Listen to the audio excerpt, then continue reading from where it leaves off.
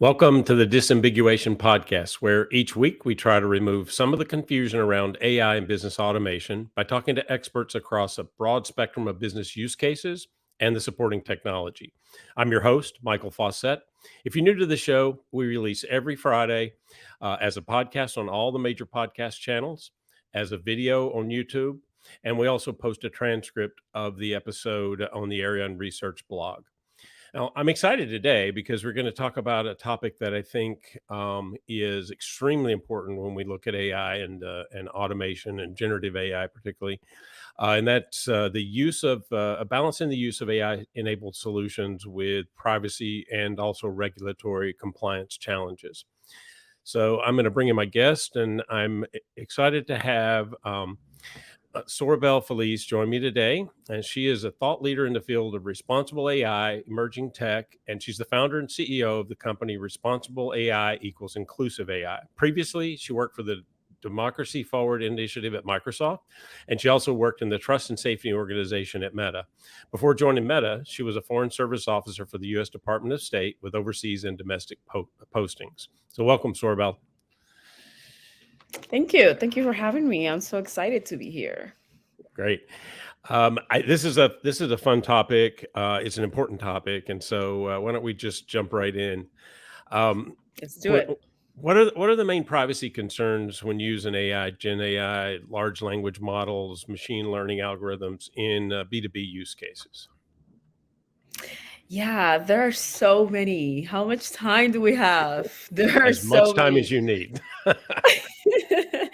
Well, so let me start with one, which is the over collection of data beyond what's needed for training the models, right? So, I get companies want as much data as they want. They want big data, they want lots of data.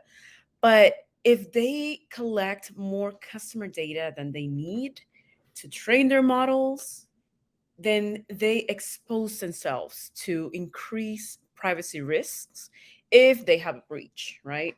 Mm, So that's one.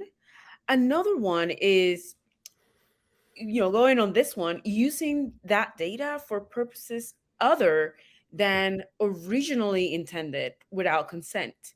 mm, So, I give you my data and you tell me you're going to use it for this, but you have it and you want to use it for other things. mm, Now, you didn't ask me for consent for that other purpose. So that's a risk. That's a risk. And those are basic privacy risks, right? But then you put AI and machine learning, and then you go into having bias algorithms that may discriminate mm, against certain people. You have the lack of explainability into how these models make decisions, things like the black box that people talk mm, about. So that's, I think those are some of the mm, biggest risks. And you also have your basic day-to-day risks, cybersecurity mm. risks. um yeah, so important to have strong data governance in place.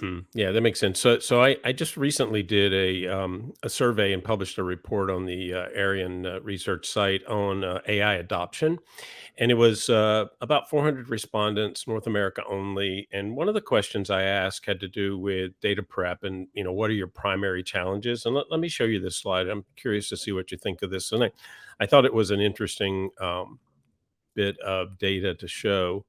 And I mean, it's probably no surprise that data quality comes out high, and the respondents are all AI associated. So either they're using AI in their business, or they're running a project. They're the decision makers, influencers. So they have to, they're involved in AI already.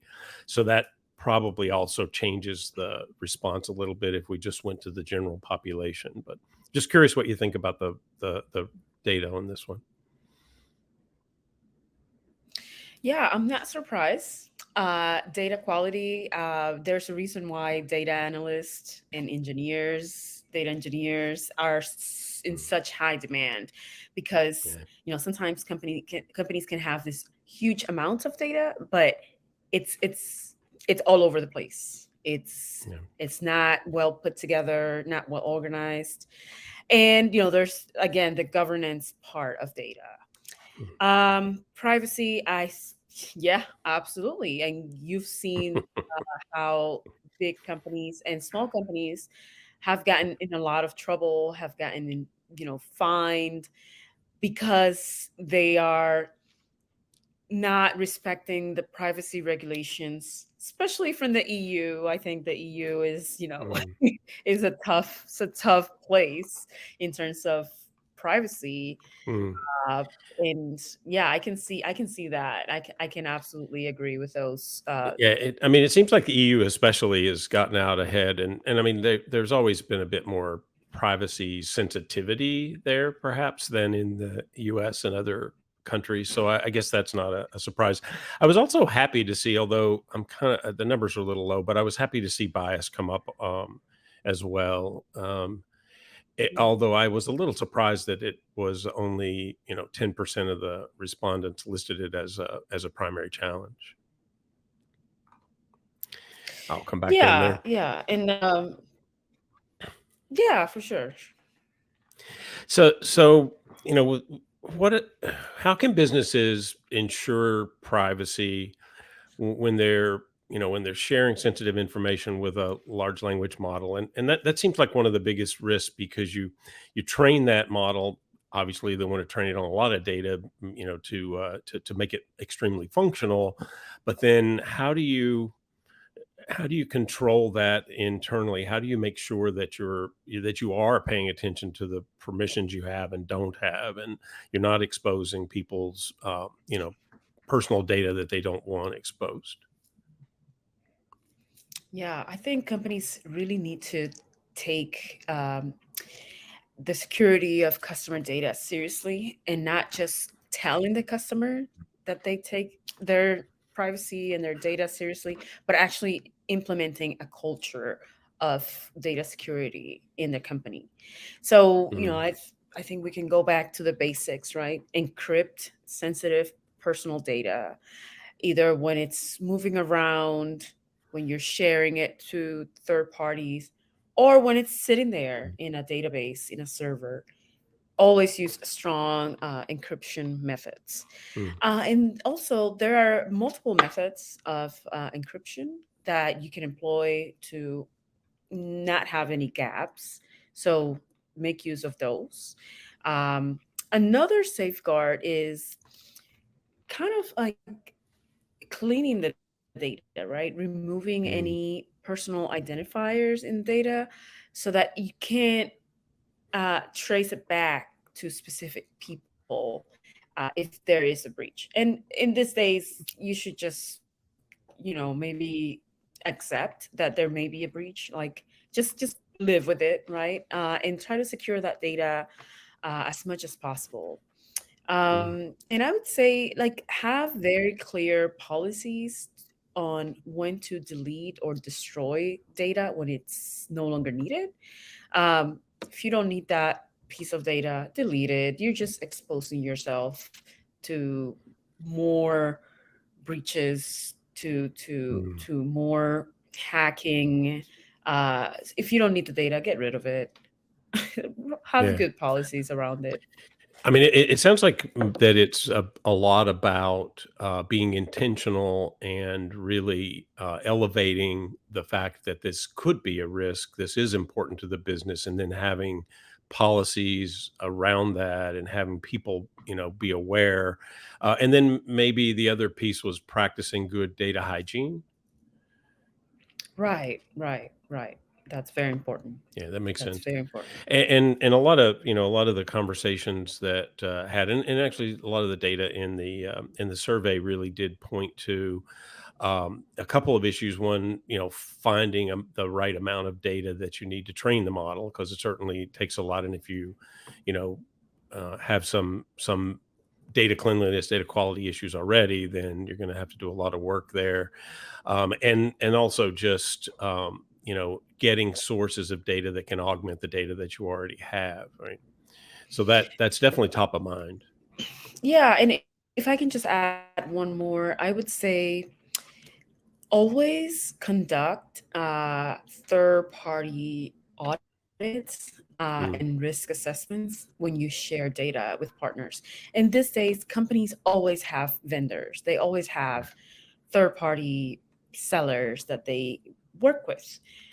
So you can do everything right, and then you share data with a vendor that doesn't practice data hygiene, and then you just expose yourself in case of a data breach or hacking.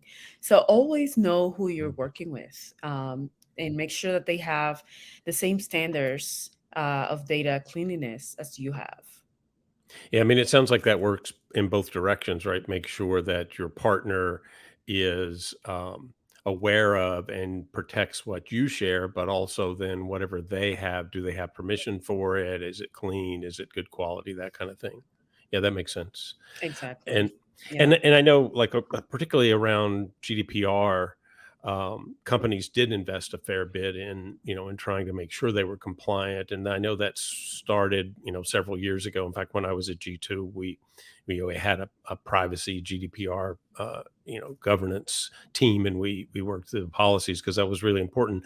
But then, of course, there hasn't been a ton of regulation lately around this. So, is it top of mind for companies, you think? I mean, I guess the survey shows that, at least from a privacy perspective, they are thinking about it. I think so. I really do think so. Privacy professionals are in very high Mm. demand. Um, People are they've seen what's happened to some big tech companies Yeah. in terms of fines in just the last year or so, Yep. billions of dollars in fines. So I think companies are taking this seriously. The thing is, now you've added, with the introduction of AI and generative AI, you've added a bigger attack surface. Mm. So now more than ever, it's so important to Yeah. be compliant with these regulations. Well, and a lot of those systems are forward or outward facing too, right? I mean, the number one use case in that survey was chatbots. So obviously, there's an even greater exposure when you're using the data in an interactive way in something that's going to be public facing, right? So that has to be an interesting balance there between the two. Yeah, and I would say even in the US, the the agencies, the government agencies that are responsible Mm. for enforcing this are getting tougher as well. They're getting more Mm. aggressive. So, for example, Consumer Protection, the Consumer Financial Protection Bureau, recently they went after some financial institutions because these financial institutions were um, putting out these chatbots there that were giving out either wrong information or were taking Mm. people's data, financial data, and not protecting it properly. Hmm. And when you called your bank because you lost your credit card or whatever, you're as a customer, you're in a distress state, right? And so Right. you're hit with this chatbot that doesn't give you the answers that you need, that doesn't let you move forward, and a lot a lot of bad things can happen in a situation like that. So Mm. those agencies are getting tougher, and I think companies can't ignore this anymore. Mm. Yeah, I mean, that brings up another question then. So, what advice do you have for companies? How can they comply with all the different data protection regulations that seem to be either out there or in progress, so that they will be, out there? How, particularly around generative AI, because certainly that seems like that is, as you say, an attack surface that has a great deal of risk. Yeah, I would say do your homework. I would say to those companies, do your homework. Mm. You have to really take inventory and map out exactly what customer data you have, where it is, Mm. where it lives, who has access to it, Mm. where does it flow. Really know what you have. It's think of it as a budget, right? Know what your net worth is, how much you make, how much you spend. Mm. I think it's very important to do that. I would Mm. also say ensure that you have the lawful basis for processing data, like consent, contracting agreements, legal Mhm. requirements, especially if you do business with the EU. Like, Mhm. really make sure the consent is top of mind for you. Yeah. I would also add data subject rights, access, deletion, opt out, Mm. and not just the EU. California has very Mm. similar um, mandates as GDPR, and I know Virginia is doing something similar as well. Yeah. So it's not just the EU anymore. Always do data protection impact assessments when you're Mm. doing when you're processing data, when you're processing sensitive data, personally identifiable information. Have someone there in your team being the data protection officer, Mm. not the full person. That's not what I mean, but someone who is responsible for Yeah. overseeing compliance. It's I think it's so important to have like one team, one central org within Mm. your company to oversee compliance. Yeah, that I mean, that plays into the next question I was gonna ask you about what you could do to minimize risk of data leakage and unauthorized access, to AI data. So, I mean, what other things do you think that companies can do? And obviously, being mindful is an important one, having a policy is important, but are there any other things that you'd share with them that they should be thinking about? Yeah, well, I would say, and I know that's something that they did at Microsoft, a lot of threat modeling and vulnerability testing, uh, risk management, risk Mm. reviews. That's very important. Like it's also called red teaming. Um, that very important to do that. And Mm. I think just conducting comprehensive cybersecurity practices is so Mm. important because you before Gen AI and ChatGPT, you had the basics, right? Yeah. Install security updates, have need to know policies, access controls. That hasn't gone away with AI.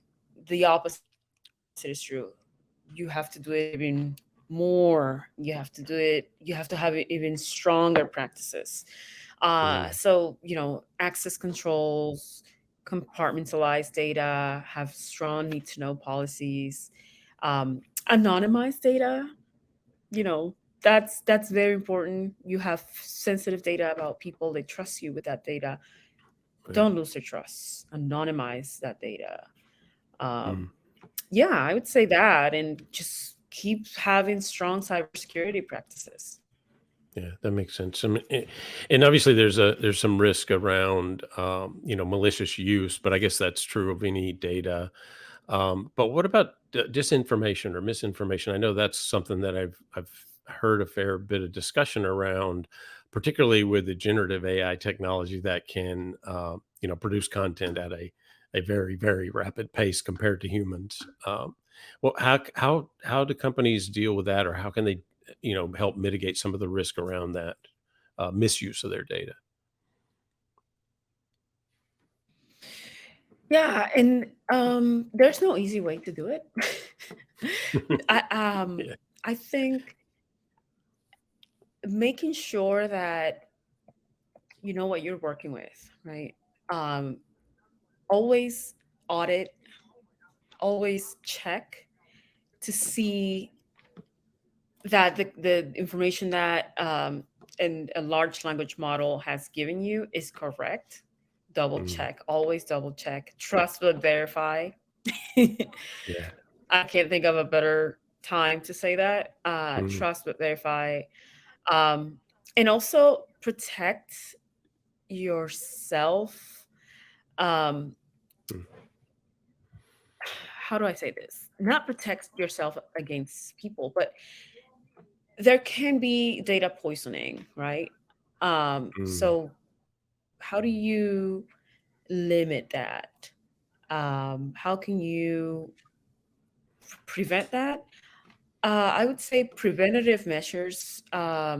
where you do background checks on your own staff, and companies already do it, but keep Mm, doing it because this is a big deal. um, Always do an ethics training for people that work for you mhm. that are dealing with this large language models. And never take the human out of the loop. Never take the human out of the decision making. Never publish anything that a large language model has given you without having a human check it. If you can have two humans check it, even better.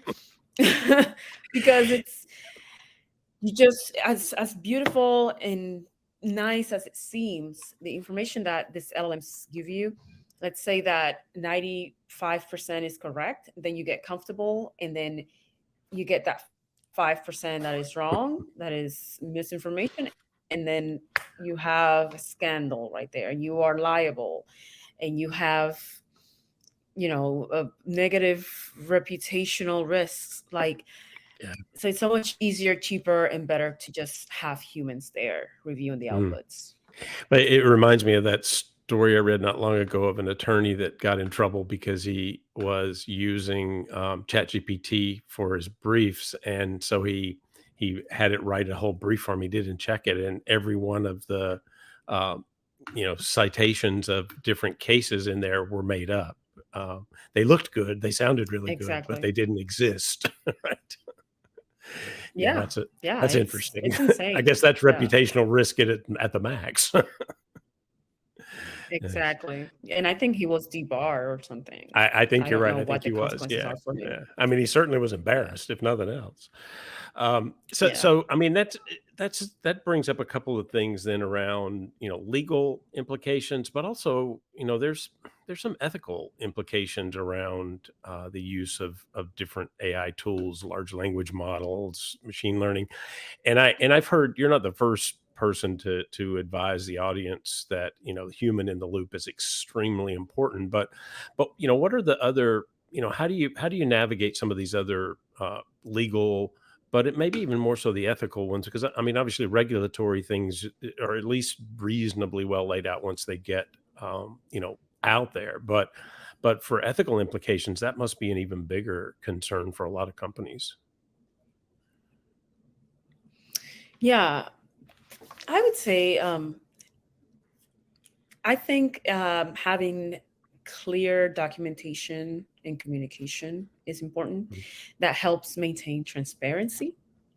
And when I say documentation, I mean it at the earliest moment when you are thinking of using an algorithm mm, or large language model, machine learning model. Documentation always is important. mm, um, Conduct ethical reviews, right? If you are considering an algorithm for a specific use case, conduct an ethical review. Not just one mm, person that you hire to conduct an ethical review, but people inside of your own company.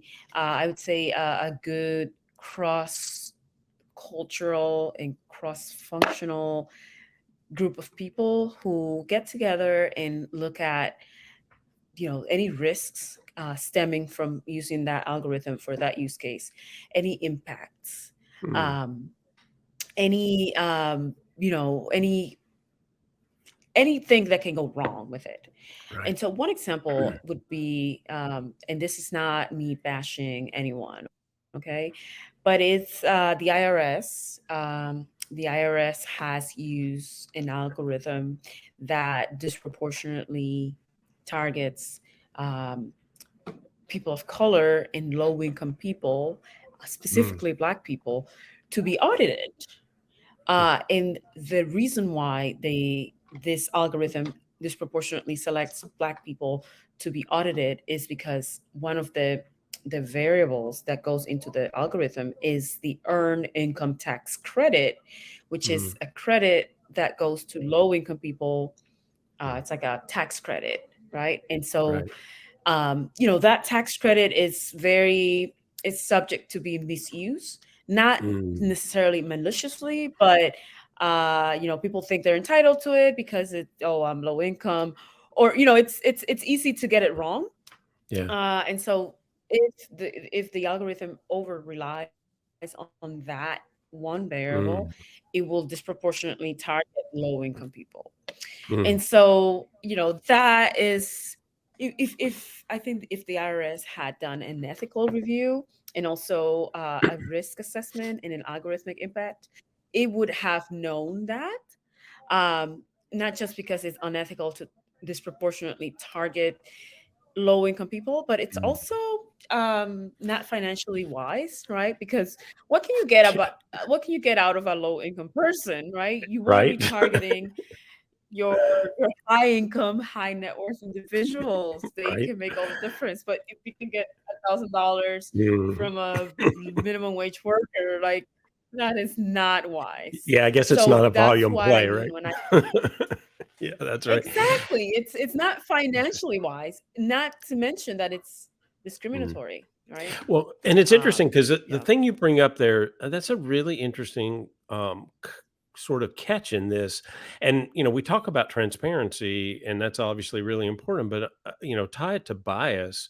A simple thing like that really throws the algorithm out of kilter and makes it biased. But like, if I just looked at that, list of things you were going to input to the algorithm, I'm not sure I would have thought, oh, well, that means we're going to get a disproportionately large amount of lower income people in the output to audit because of this. I mean, it's the connection's tough. That's a really great example and also kind of scary. It is, and I think the IRS has been using it for a while. They did say that they're Mm, going to stop using. yeah, They're going to probably not use that variable, give it so much weight. yeah, Um, but I don't think the IRS did this on purpose. mm-mm, I just think they didn't think it through. mm. It wasn't as top of mind as it is now. Yeah, So that makes sense. I mean, we weren't really talking much about bias a few years ago in algorithms, but certainly it's come up a mhm, lot over the last year or so.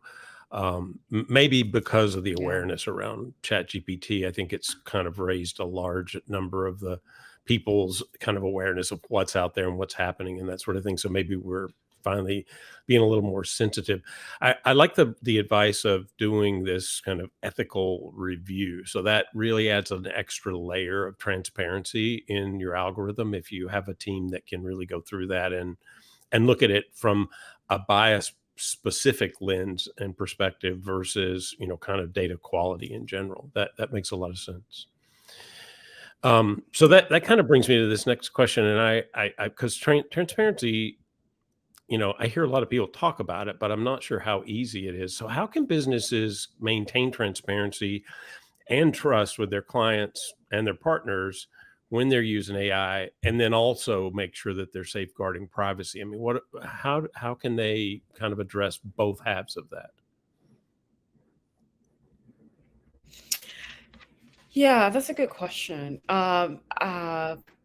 Companies have to build trust with their customers, with people, and they also have to realize that people and customers are now more aware and more alert about Mm, privacy than they were ever before. So right. they know more. They're more fluent in the lingo. So they know about block box. They know Mm, about all. They know that sometimes companies have terms of privacy or terms of use in very small letters that is very legal and hard to understand, and people push back on that. So mm, people are getting smarter in a way. So companies really have to do the work and build trust. mm, And remember that trust is really easy to lose. So yeah. always keep that in mind. I would say communicate with the public in plain language.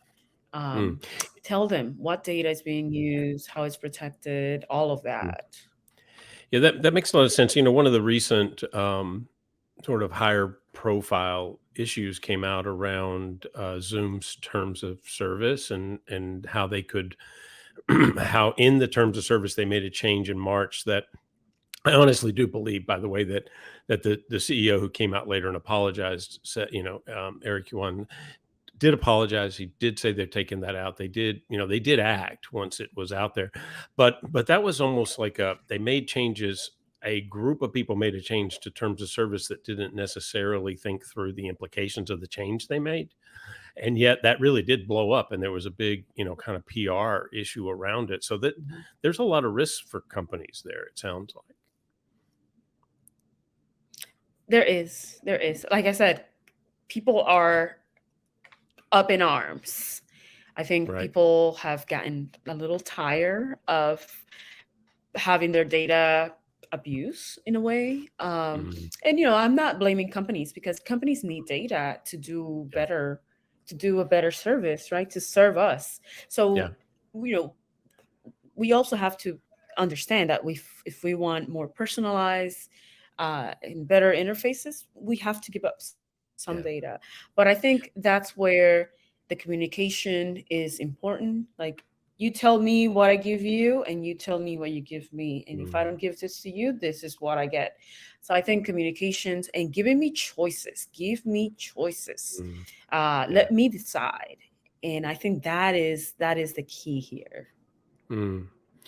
I mean, that is really, that explicit explanation and really being that openness and level of transparency. I know that's hard for a lot of companies, though. I mean, how I guess the point is the risk is high enough that you really do have to be aware of this. You really do have to pay attention. You really do have to make sure that you can maintain this level of transparency. And yet, I like personalized offers. I mean, I suppose we all do, right? It's if it's in the right context and the right thing, relative to whatever it is that I'm doing. But at the same time, I'm making a trade, and maybe sometimes that gets out of balance, and the value's higher for the company than it is for the consumer, or vice versa. So it's kind of back to that Mhm. balance value proposition, isn't it? Yeah.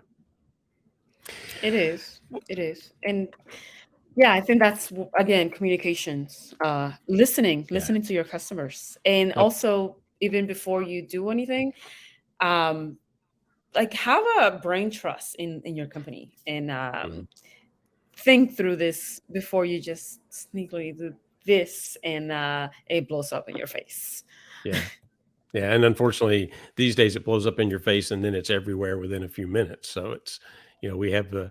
massive distribution channels that are available all the time. Yeah, that's true. Mhm. Well, And this is it's great. also one more thing I would. Oh, sure. Oh, I was just going to add, like, it's also customers are getting madder and madder, right? And Mm, if they have lots of choices, then it's an imbalance right there, because, mhm. for example, some people came out and said, "Oh, I'm never going to use Zoom again. I'm just going to use all the other Right. choices out there." And there are a lot of choices. There's Google Meet, Sure. there is Teams, there's many Mhm. others. So I didn't say that because Zoom is, it's very ubiquitous, right? Like, it's Yeah, it is everywhere. So I'm definitely not gonna my say I'm tool gonna of stop choice using there. Zoom. Yeah. Yeah. Yeah, but I'm gonna be every time I open Zoom, I'm gonna be like, oh yeah, they're probably doing this and that, and I'm just gonna go in with that alertness. If you have no other choice, then probably the consumer has to live with it. Yeah. Um, but if we have choices, then it's better for you to be transparent. I mean, trust is fragile online, particularly because it takes a while to build, but then it's so fragile that it ends just immediately as soon as you breach that trust. I think that's Yeah. part of the Yeah. learning in the amount of information that flows and kind of what we do online now and all of our activities. So yeah, that makes a lot of sense. Well, I Yeah. mean, that's all the time we have today, but I really appreciate this, and it's a very interesting conversation. And frankly, I could keep going, but I suspect the listeners may not be that happy if we add an extra hour or so. So thank you very much for being here, Soribel. I Yeah. really appreciate that. And before I let you go, though, the one thing I really like to do at the end is get a recommendation from you, somebody that has really had an influence over you, a thought leader, an author.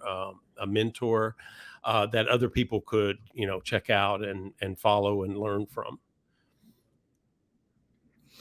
Yeah, I would say Laura Miller. She's an AI ethicist.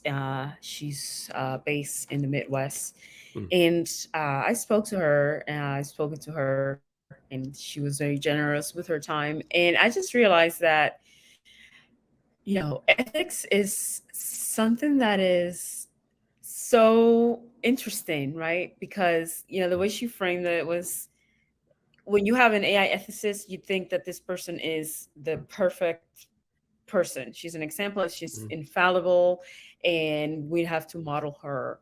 But that's not the case. Like, we have to build our own ethics program, and we mm, have to build our own, like, define ethics for ourselves, because humans are flawed, right? So you can't just have, and that goes back to what I said earlier. Yeah, like, you can't just have one person who is the fault person. mm. This is a whole of company effort, and um, you really have to think through what ethics means for you. So I really like her Mm, approach to ethics, because it's really practical. interesting. It's Mm. not theoretical. It's not squishy, and Yeah. yeah, it's not too philosophical. It's practical. Yeah, that's good. I mean, that's an important piece, I think, from a company standpoint, right? I need it to be actionable. You can have all sorts of interesting conversations about ethics, but if I can't do anything about it in my company, it's not, particularly valuable to me, right? Well, so thank you all for joining us this week. Remember, hit that subscribe button. And for more on AI, you can check out the Arian Research Report on AI adoption. It's free research, so you can't beat that.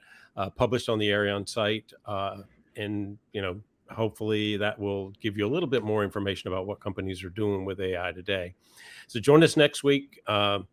We have an exciting guest to talk about data prep. And I'm Michael Fawcett, and this is the Disambiguation Podcast.